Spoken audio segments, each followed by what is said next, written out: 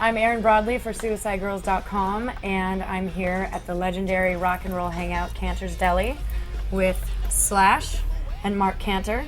Marc Canter owns the place, and he's also a photographer who has a new book out, Reckless Road, Guns N' Roses, and the Making of Appetite for Destruction. It says, Guns N' Roses were more like orphans than professional artists, outsiders and runaways who found sanctuary in music. The only expression I can think of is just completely out there, very, very unstable. There was absolutely no security in anything that we were doing except for the relationship that we had amongst each other and the drive to create music and to perform and all that. And that's the only real thread of any kind of semblance of security that we had. And that's what we thrived on. Right. And that was it. And we were vagrants and we were, sort of outcasts. We were definitely, like I said another time, the black sheep of what was going on in LA. That whole big scene that was happening. And so it was, like I said before, it's like it was just us against them.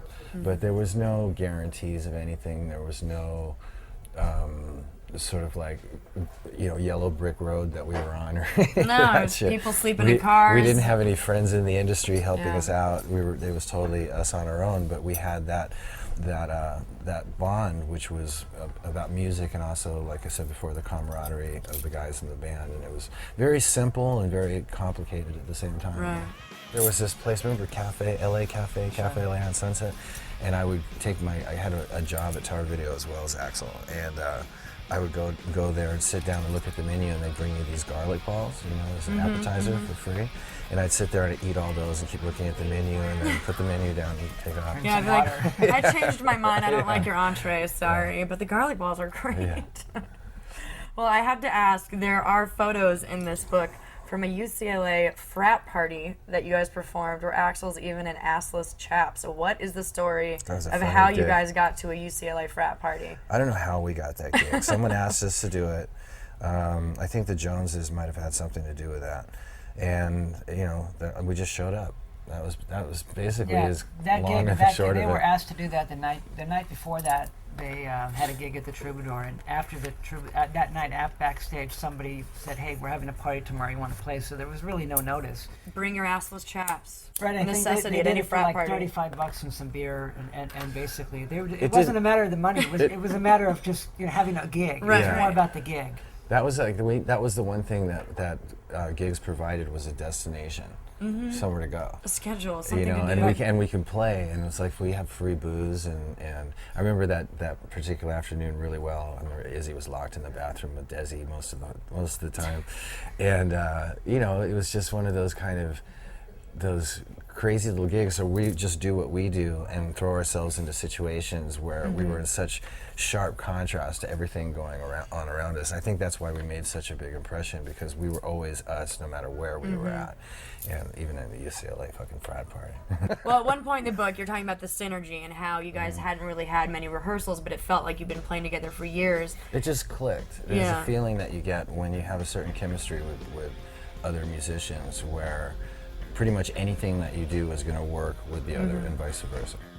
Well, yeah, that's the one thing I know Mark, you and I were talking about earlier, is how this album, Appetite for Destruction, it's like from the first song to the last song, it's all good. It's there. Really like the background music to what our life for that whole from 85 up until 87, like that's every song had a significant meaning to it, and it represented something that was going on with all of us, one of us, and then all of us, at the time. Well, also it was a band effort. They were like living in a little hamster cage studio that wasn't meant to be lived in. There was no bathroom there. It was just like a 6x9 studio that you rehearsed in. Kept my trunk there though.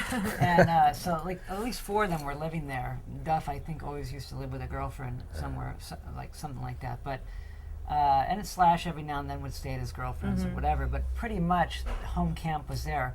So when somebody would come up with some kind of a riff or whatever, the rest of the members were there to say, "Oh, play that again," and then they could throw their little thing on it, and so it was really a band effort.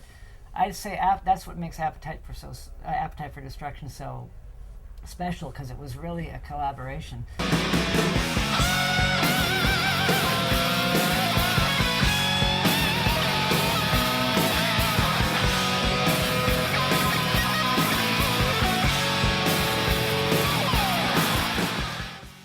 This is the making of Appetite for Destruction. I didn't realize that until after it was all designed. We had no intentions of what we were going to call it. And really, that's what it is, because it documents 10 out of the 12 songs from Appetite the first time they were ever performed. And so when I first saw the book in its like unfinished form, I was like, oh wow, you know? I mean, Look at it's that. really a cool history of where the band came from in a way that pretty much nobody else has.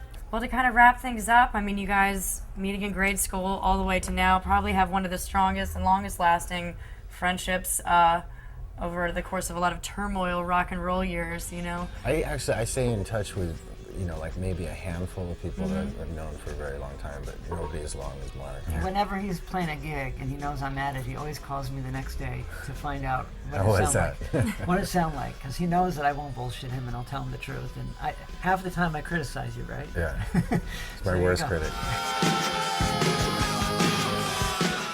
We love you guys, and hopefully you guys Nice to love be us. associated. Yes, you heard It's the it. kind of girls Marc I would Canter date. / Love Suicide Girls. All right, well, thank you. All right, thank you. Thank Nice you, meeting you. darling.